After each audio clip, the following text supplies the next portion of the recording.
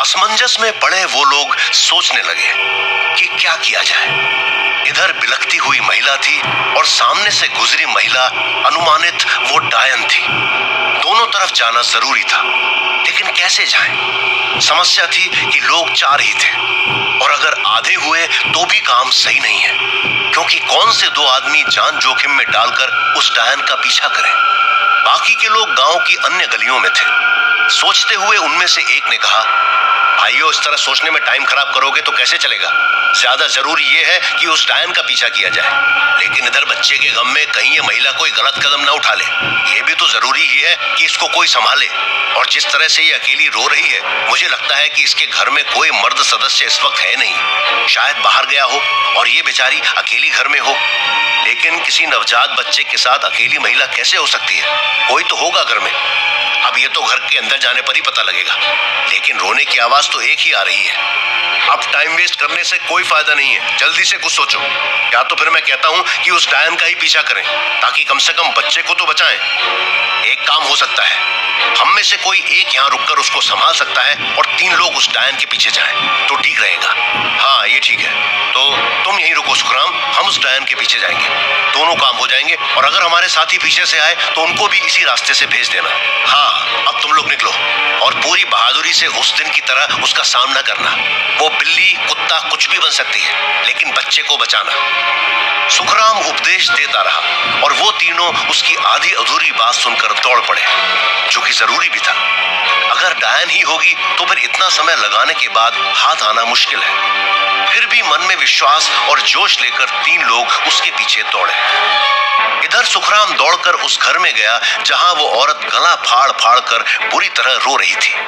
सुखराम आंगन में गया तो देखा कि एक और महिला थी जो उस औरत की सास थी, और वो आंगन में बेहोश पड़ी थी। इसका मतलब यह था कि बच्चे को ले जाने वाले के साथ इन दोनों का झगड़ा हुआ था, या फिर थोड़ी खींचतान जरूर हुई थी। बच्चे की मां के तन पर आधे कपड़े थे और वो आंगन में गिरी हुई बेतहाशा रो रही थी। सुखराम दौड़कर कमरे में जाता है और एक चादर उसे दिखाई देती है। वो चादर उसने उस महिला को ओढ़ाई और उसको संभाला। चारपाई पर उसको बिठाकर सुखराम ने उस वृद्ध महिला को संभाला। थोड़ा हिलाने डुलाने से वो ना उठी तो पानी लाया और उसके मुंह पर छिड़का।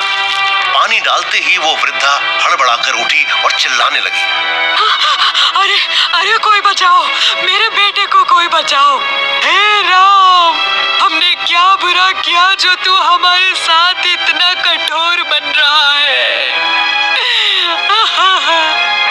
अरे काकी, संभाल खुद को, कुछ नहीं होगा। उसके पीछे गांव के आदमी गए हैं, जल्दी ही उसको पकड़ लेंगे।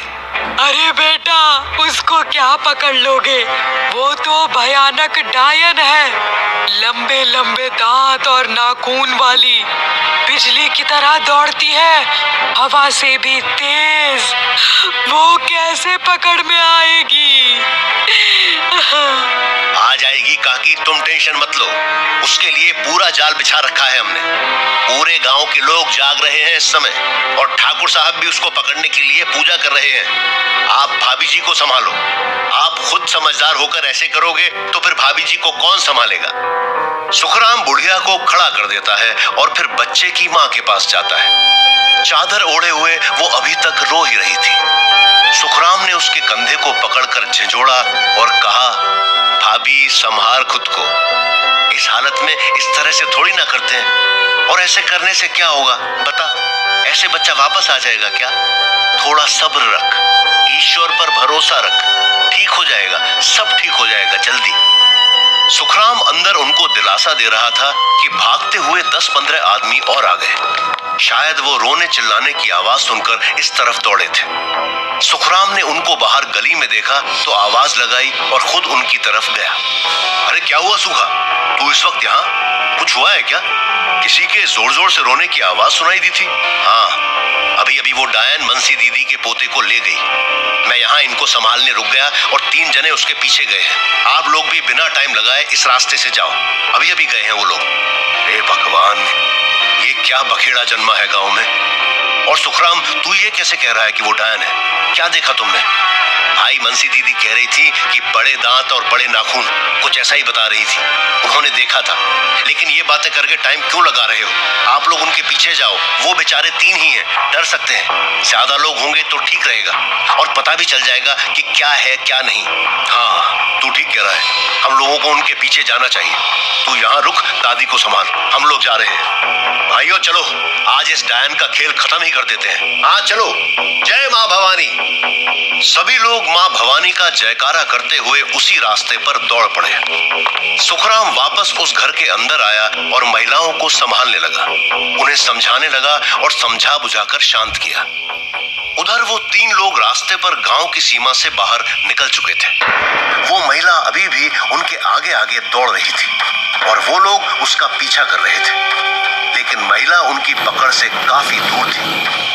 लेकिन उसको अपने आगे आगे भागते देखकर उन तीनों की हिम्मत बढ़ी और वो बिना पीछे मुड़कर देखे उस महिला का पीछा करने लगे। दौड़ते हुए वो गांव से करीब 2 किलोमीटर दूर निकल आए। थोड़ा आगे चलने पर गांव का जंगल आया, जहां पर गिने चुने ही पेड़ पौधे थे। लगभग बंजर और सुनसान जंगल था। रेतीले टीलों के ऊपर से दौड़ती हुई वो महिला उन तीनों की आंखों से ओझल हो गई। एक टीले पर खड़े होकर तीनों अलग अलग दिशा में मुंह करके देखने लगे। दूर दूर तक कोई घना जंगल नहीं था, फिर भी वो महिला उनको दिखाई नहीं दे रही थी। इस तरह से अचानक आंखों के सामने से गायब हो जाने से वो तीनों थोड़ा डर भी गए। गांव से इतनी दूर सिर्फ 3 ही लोग, और अगर इस वक्त यहाँ उनके सामने कोई सच्चे का भूत आ गया तो?